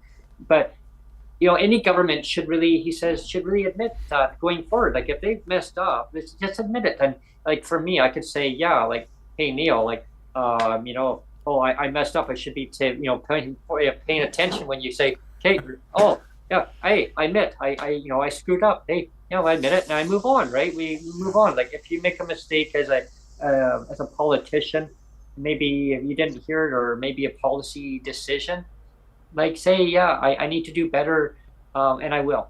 It's nothing wrong with saying that goes a long way. It does. It really does. And we've said this too a lot of the time too, but it bears mentioning again. It's we don't invite people onto your podcast, or you don't invite people on just so that we can all agree with everything that everybody's saying. That's not the idea. The idea is to have a conversation, and whether you agree or not agree with everything, it doesn't matter. The important thing is to have the conversation and say, let's put the idea out there. And I'm not gonna agree with everything that Elena is saying, but we're gonna have the conversation anyway, or whoever comes on, right? It's it's not carte blanche. You're not going to agree with everything I'm saying. I'm not going to agree with everything you're saying. But it does. My point is, it doesn't matter. Let's have the conversation and get it out there. And it's let's not play partisan politics where it's all about having to agree and having to stick to the party line. It's not about that. It's about getting ideas out there, and whether you agree 100% or not doesn't matter. To me, that it doesn't matter. Yeah. Well, I find that I can say some of these advocacy groups too, though. I like what you mentioned, Elena. Some of them they'll silence the person. No, you can only advocate so much. After that, no, you can't say this and you can't do that. And wow, it's silencing the person's voice out, what they want to push out there to see change happen. Yeah. It's important to make your voice heard. I wanted to do a plug. I want to do a plug before I forget. We were talking about DERB.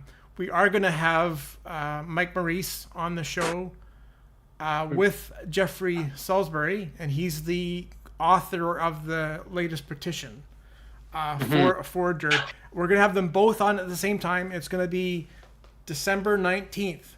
So everybody, and it's on the show calendar. Remember, I have that link on the bottom of every video. If you click on the link, it's got the PWD Allies show calendar. It's booked on the show calendar. You can click on it and look at the calendar. You can see it's booked for December 19th. So I hope people will tune in for that, because it's going to be great. We're always excited to have Mike on, and to actually have the author of the petition on for DERB is great too. And so it's going to be a great show. Yeah, we already have one person booked all the way into January already. Yeah, Elena. Well, like that's far as already going. Yeah, so good. That's so good. I know. It's awesome, right? And XA advocacy never takes a break. I mean, I take a break for myself every so often. You know, you have to, right? But you have to. Yeah. But I mean, but advocacy doesn't never stops. No. And I encourage people to express their voice, bring your voice forward. I mean, talk about the issues that affect your life. I mean, government policies, their decision making, and like we can make change happen. Unified, doesn't matter on what advocacy that you're pushing for, but what affects your life. If you become united across the board, we can basically make a lot of changes happen, make things better for people's lives. Is it all the way from autism to ADHD to is it Parkinson's disease? I mean, like all these different things, like across. Is it about rates? Is it about bus passes? I mean, whatever it may be, it affects people's lives, and we can make changes for awareness. Definitely, I know we can make things better. Speaking of bus pass, I wanted to throw this in. I learned something the other day.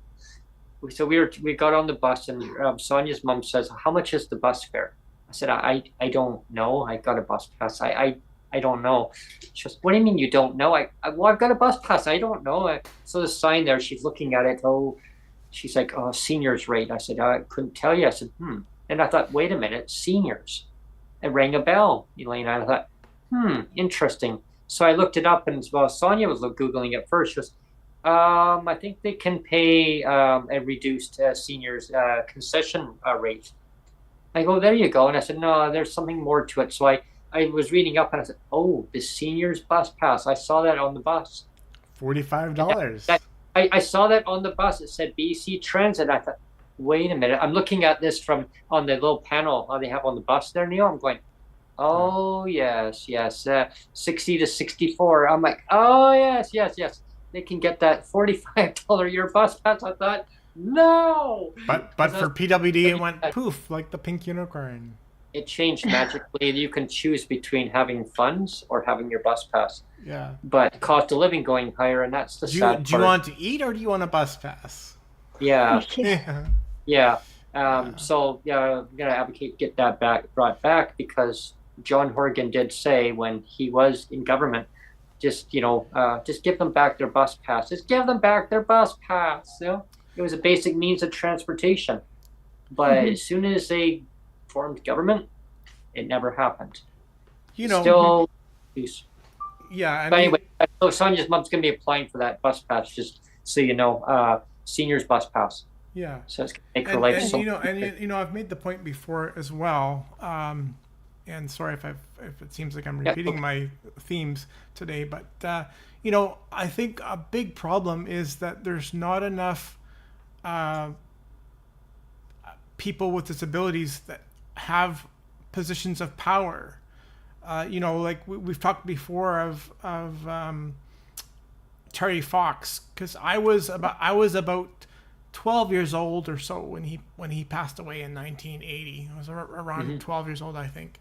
And so I was old enough to remember the impact that he had. Like, it's huge. I remember, he stood up in front on cameras and microphones, and you could tell, like, even for me at 12 years old, and he was a young man too, and you could tell even at his young age too, like he already understood, like he was willing to step up and say, this is bullshit.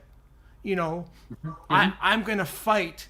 And we need more people like that. There's not enough, unfortunately. I mean, there's lots of disability advocates out there, but there's not enough that are in really significant places of power, I feel, to really make, I mean, like, I'm only one guy and you're only one guy, and unfortunately, like, I don't hold the hammer of government to say, you know what, David Eby, this pension clawback is bullshit. Because if you gave me power to claw back your pension, I'm pretty sure that you'd be pissed off too. You know, like, unfortunately, I don't wield that. I would love to wield that power, but I don't have that power. And you know, again, you think back to, and I'm sorry if it feels like I'm putting him on a pedestal, because I'm not trying to, but really. It's frustration. Terry Fox was one of those people that, I mean, he was, to me, he was the greatest Canadian. Like, he represented Canada more than any other, and it wasn't just because it's not just because I'm just disabled and he was disabled. It's no, like, to me, he really he embodied the Canadian spirit of, like, this is bullshit. I'm going to stand up and I'm going to, like again, I was only 12 years old, but already I knew. And he was, like I said, he was a young man too. He was what, like 18 or 17, 18 or something like that. Or maybe a bit older, but not very much older. Yeah. But already he had the understanding of what it took to stand up in front of microphones and in front of cameras and give that passionate speech and say, like, I'm going to fight, and you in government, you're going to listen. You are going to listen to me, and we need people like listen to me, right? And he was one of those, but that's so far and few between, and it sucks.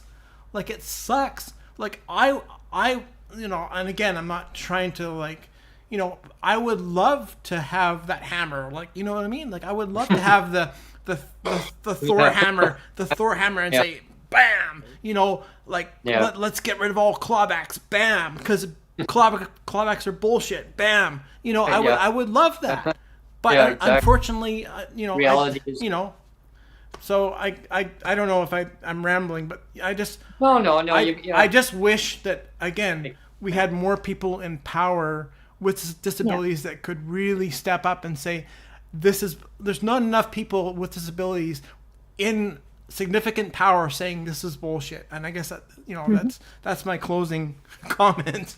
Absolutely, Neil. You know, I echo you know, your sentiments on that, because I know that, and when I used to have the open mic going on Twitter Space, you know, in between the guests coming on, we would talk a lot about carrying our voices forward. Right. And that was one of the themes that I would talk with people about too, is, you know, advocates, you know, and they would say, yeah, like, we want to see this change happen. I said, well, you know, I'd throw different ideas, and I'm not saying that you know, all these ideas that I would come up with, like, like, I'm, you know, saying that, well, this is how it works, this is what you got to do. And, but having their voices heard, like, getting out there and in the community and letting, like, people in the general public, and talking to people and echoing your thoughts and saying, like, this is what's going on in the system. Well, then they talk to people, and then they say, hey, I didn't know that the system is broken that bad, or it was, like, set that way, or talk to your MLA, like, talk to your city council, like, accessibility wise, like, how can you make your community more accessible for you and for your peers, like, people around you that you know, is it your family, anyone that you know that has a disability, or anyone that maybe not just having a disability, but anyone that you feel that something is impacting their lives. Is it that you want the city taxes to be allocated in a certain way for housing, like different kind of housing, whatever it may be? Is it transit, how it affects your life? So we would talk about a lot of these things, and people say, oh yeah, these are great ideas. But getting your voice out there, like, you know, and people would say, well, I'm scared about speaking up though. I'm like, why are you scared? Like, don't be scared. Like, why were you scared about speaking up? Well, because the government will shut me down. Why? What, for speaking up? I remember one person said to me, Elena and Neil, well, the government will shut me down. I'm like, what for speaking up, so how you feel. I mean, if you're rude and obnoxious, then yeah, they're gonna say, no, that's not tolerated. And I agree. Like, there's different approaches on getting your word out and being respectful, having respectful dialogue, but making your point heard, but doing it in a respectful way. Because otherwise, it's the policies. It's not the minister. It's not like, otherwise. They take it as a personal attack, and I don't condole personal attacks. I've been there, done that. I've had that happen to me, personal attacks. So I know how it feels. I have a funny story about Shane Simpson. You know, when I met him for the first time, because Sure. you know, and I mean, I've gone on record a number of times saying like he's great. Like, I have no issues with him whatsoever. But Yeah. like I used to fight him all the time through email. Like, I would send him, like, pretty pointed emails saying this clawback is crazy, and I would send him like all these emails, and I admit, like, maybe some of my emails would be crossing the line a little bit, but I mean, I would never like be attacking him, though. I was always attacking the policy, right? Yeah. But like, it's it's hard to control your passion sometimes, because you just and so I got the chance to meet him when he had the public consults for the Accessibility Act out in Surrey, and he was. It was funny. I thought, well, I'll go a little bit early, and on the off chance that I might be able to talk to him before everything starts, to talk about the clawback and everything. And lo and behold, he was just. And it was just like on an October evening. It was October of 2019, I believe. And he was just standing out. It was dark and kind of cold, and he was just standing outside by himself. And I thought, wow, this is crazy. So I approached him and I said, "You might not know who I am. My name is Neil Matheson." And right away he says, "I know who you are." And his face kind of went white, right? Oh. And he started to like walk away. And I said, "Well, no, just wait a minute, 1 minute." I said, like, I'm never gonna be attacking you, the person. I'm only attacking the policy. And once I calmed him, because he was gonna run, he was gonna bolt. He was taking off. He was gonna bolt, but I said, "No, wait a minute. I'm not attacking you. I'm not attacking you, the person. I'm attacking the policy." So once I said that, we sat down, had a nice conversation, and I've loved the guy ever since, and I mean, all politicians can make mistakes, and they can make things or do things that they wish they could have done better, and I'm sure Shane Simpson is no exception to the rule. But I love the fact that he would at least be willing to have those conversations. And so his first instinct was to like, but I gotta go. But at least he was like, "Oh, okay, I'll talk to you," and that, because there was a time when full marks. Because there was a time when he was in Vancouver, and there was at the public library, and they had a gathering of some advocacy groups that were actually there, and he was giving a presentation, and he was standing at the door, and they had this buffet. Well, we were reading about it, and there was like, it's just first come, first serve coming into it. I thought, oh, that'd be kind of neat to go down there. And we were in Langley, so we went all the way from Langley all the way to Vancouver, and Shane Simpson was there, and he spotted us. Same thing, same reaction was, all of a sudden, oh, he was like, he was right at the door. It was like, it was like in the basement of the library. If you've ever been there, Neil. Yeah. But it was gloomy. Like, it was not really a scary place, but they had public washrooms down there. But some questionable characters that were kind of from a distance. But I mean, it was still safe. But anyway, Shane was just like, okay. He spotted us. I go, "No, Shane, hang on for a second." He goes, "Oh, hello." I go, yeah, there was a buffet going on, and you have some advocacy groups that were here, and we wanted to come in and hear what the advocacy groups had to say. Oh, is that the only reason? I go, actually, no. Actually, I wanted to come here and see you on a personal level. Oh, okay. and boom, he was completely relaxed, and he was like, thought right away. It's like, oh God, he's advocating. Oh no, no, no, gotta get away. Yeah. As soon as we just relaxed him, and then it was all great. Like it was, and that's how we got to know Shane from that point on. And he was frustrated too, Elena. Like there was like some changes that he wanted to see changed in the system when he was in government as a minister. The system wouldn't let him do it, and so for whatever reason it is, I mean, as a real person, like he advocated because he wanted to see change too, and I don't know, like it's just I think it's just a systemic thing that is embedded in policies that need to be changed, and I think a lot of these policies were written way back. I mean, decades and decades and decades ago. And I think it's more like some copy paste, tweak it up, but it's just and it's. I always joke about the current minister, and this is nothing attacking the current ministers all the time or whatever. But don't worry, we're coming with a state-of-the-art computer system. It's going to be able to handle big payouts because the system right now can't handle the payouts. And was it Sonia? What would you call it? She calls it little pittance. Little pittance. Yeah, that's right. And I call it breadcrumbs. She calls it pittance. And I said, well, and I said to the minister, we just need to bring the rates up to a livable income.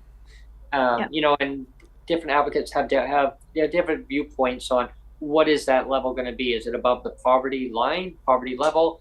Some call it a livable income. I just say up to a standard livable amount that people need. Like, and what will that be? I don't know the answer to that. Just enough where you're going to have all your needs met, plus your disability supports, whatever it may be that things come up in life that you need. Is it mineral supplements that you need to take that you don't qualify because, you have to have these conditions through the ministry that you've got to apply to have them.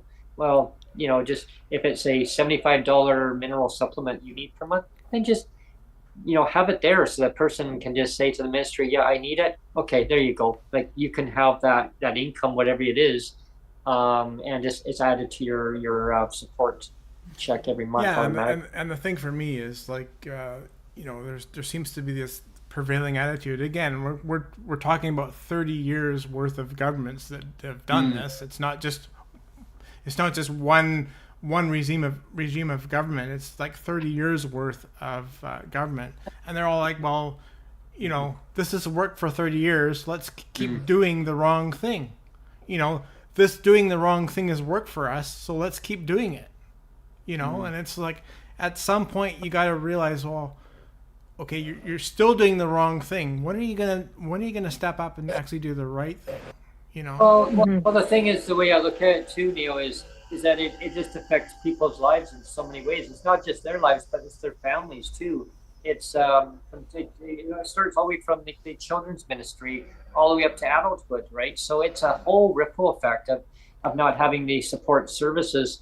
Either is it through the ministry or is it in the schooling system? So it's all interconnected in so many ways. And, Elena, like, I mean, I'm sure, like, you probably hear lots of like letters being sent in, how these policies, things like that have impacted people's lives and their decision-making of going, well, what do I do now? Like, yeah. Well, and there's also the question it's being called is, why is the autism funding, why is the disability funding under MCFD? Why is it under the Ministry of Children and Family Development? Why is it not under Ministry of Health? Why do we not have a disability ministry, right? Exactly. And that was 100%. a big thing.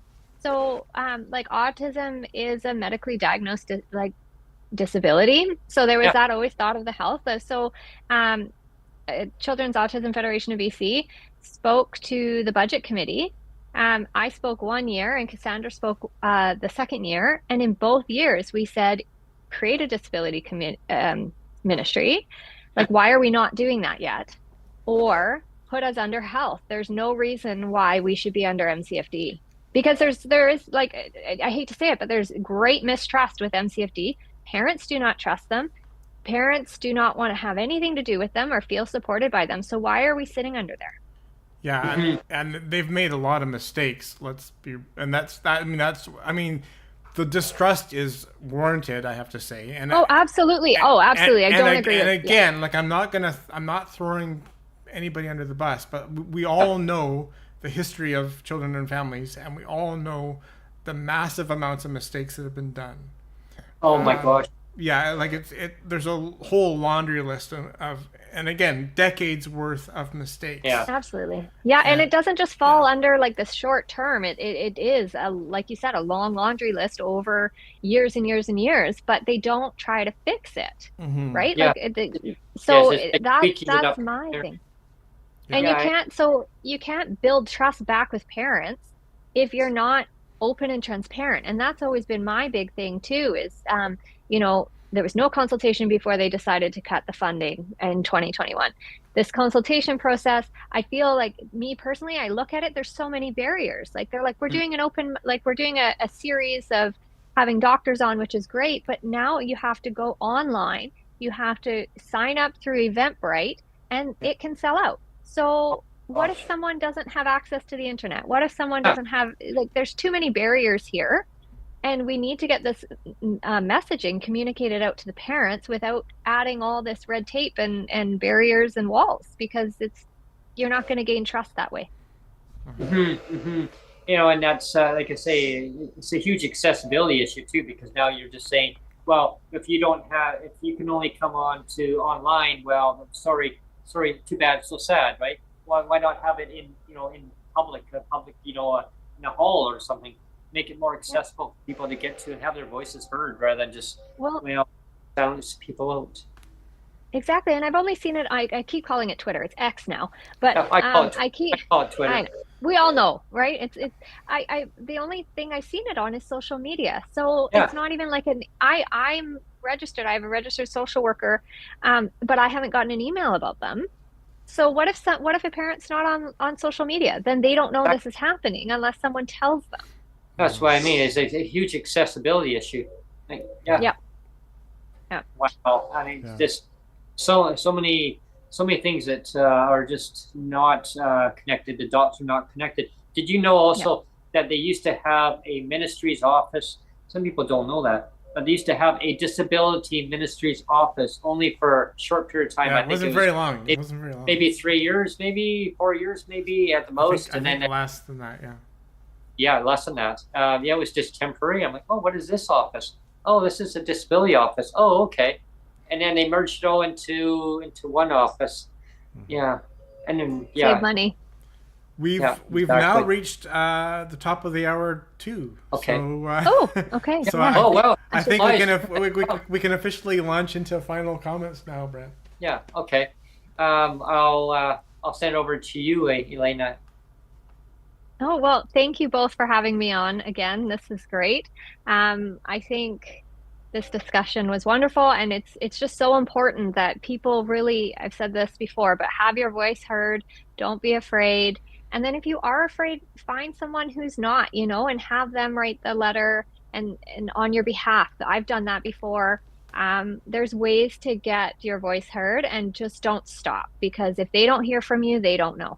Mm-hmm. Thank you so much on that. That's so important to have your person's voice heard. Either if you don't feel that you can speak up, or you feel that your voice is not being heard, and somebody else that can pass on your thoughts on to a written letter to an MLA, or some level of government, whatever it is, local government to provincial or federal. Then yes, I mean, definitely your voice is still going to be heard. It just may not be heard directly from you, but carried on. I like that because it's like I say, your voice is still going to be heard one way or another. Never shy away from it. And that's one thing I've learned over time is if you believe in what you believe in, never stand down to what your beliefs are, because otherwise you're actually letting yourself down. You're not standing up for what you believe in. That's one thing my mom always taught me. Don't stop believing. Yeah, that's a good song. But no, she always told me to always stand up for what you believe in. And I just want to mention when you're talking about microphones, it's not. I remember a time, Elena, at the legislature, I went there and for a disability advocacy issue at the minimum wage way back when, and that's when advocacy really took off. I actually fought about raising minimum wage at the time in BC, and it actually went with the BC Confederation of Labor. They actually invited me. I actually did a little podcasting, and they actually put me on YouTube, and they filmed me outside my former employers. And it didn't go over too well. Oh yeah, oh boy, yeah. But that was so fine. They said, "Are you fine with that?" I said, "No, I'm fine." And one of my bosses came out, not my full boss, but came out and said, "You got to get that camera off here." No, that's fine. You can go back in. Oh no, he's fine with it. So they kept on rolling. I said, "Let's keep on rolling." So they kept the camera going, and so they filmed me, and they asked me, "Well, why are you allowed? Why are you doing this? What have we done to you?"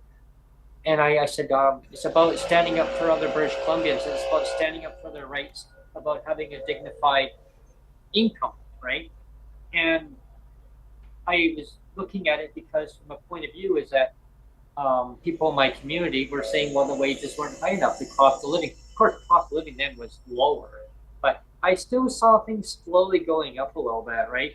And so when I got flown over to Victoria from there, we got taken over there, and all these cameras in front of me, Elena, all these cameras, and all these microphones right in front. Imagine every TV station, every radio station, all these ones, all taped up in front, and there's spotlights and cameras from a distance in a room. And like, okay, so you're going to be live on TV in about 2 minutes. So it gave me a heads up. I'm like, and I could just feel the sweat pouring down off my here. And I'm like, okay, no, like, Brent, just be yourself. It's fine. Just be yourself. Just say how it is. I didn't have no script in front of me. I had a little cue card of little things I wanted to actually say. And you know what? I actually didn't even look at them. They were like things to highlight to kind of refresh your memory of this is what you need to talk about. I just winged it. Mm-hmm. And I winged it from that point was I said, I'm here standing up for British Columbians. I'm standing up for what I believe in, and that is having a livable income. And from that point on, I got to meet different disability advocacy groups. They were there too at the time. And it was in a hall where a lot of the government of the day was in, and the opposition, which is now the government now is in. I got to intertwine with everybody in there. It was so neat, Elena, where I looked at what they have to discuss when kind of what each basic point was their viewpoints of seeing where things were at about advocacy. And they all agreed with me that rates had to be increased at that time, about like minimum wage or disability rates, whatever it was. And I thought, wow, like this is like really cool. So I think I got everybody, every single MLA that was in the room laughing at the time. I said, so, and I go, where's Gordo? At the time, I just said, where's Gordo? And they're like, and I think they were shocked because they weren't expecting me to say that. And they're like, Brent, actually, he's actually in a meeting. Oh, how convenient. I'm here. I flew all the way here, but he's not here. Oh man, I said, I guess I better turn around and go back. No, you're here. You got a speech to do. I'm like, no, I don't. Yeah, you do. But yeah, so that's kind of where my advocacy started. A lot of it did. Did advocacy beforehand, but I guess learning thing going forward is keep up the advocacy, keep up the fight of what I believe in and what other people believe in. And just keep going forward, like stand up for what you believe in, and don't keep stopping. Like just don't stop believing, as the song is. Don't stop believing, right? Exactly. Any excuse that I have to sing, I'll do it. I know. karaoke there. Yeah, exactly. I think that's what I'm gonna have to get for Christmas is a karaoke. They're pretty fun. Yeah. But yeah, I want to thank you, Elena, for coming on today. I'm gonna have to have you back on again probably in the new year, early in the new year. Yeah. Anytime. I'm happy to come on. This is great. Yeah, that's awesome. And I'm looking forward to having you back on and all the advocacy. They say it never takes a break, and hearing your viewpoints of how things are affecting people in your community. It's very important to hear that, and echoing out what I'm hearing around my part of the community here, on this part of the island, which is not far from where you are. Yeah, but I just keep on channeling out their voices forward, and the voices are being heard. We just need the government to actually now hear these real lived experience stories, because it changes the whole narrative. And talking about lived experience stories, I'll put up my producer hat on again. On Friday, we're going to be rolling out our first official open mic. We did try to run them way back when we first launched on YouTube, and it didn't really work that good. So we're actually going to be officially launching them for reals this time on Friday. We're going to try to do it every Friday, but this is going to be the first one, open mic Friday. And then on Monday, we have our first new segment, the disability stories.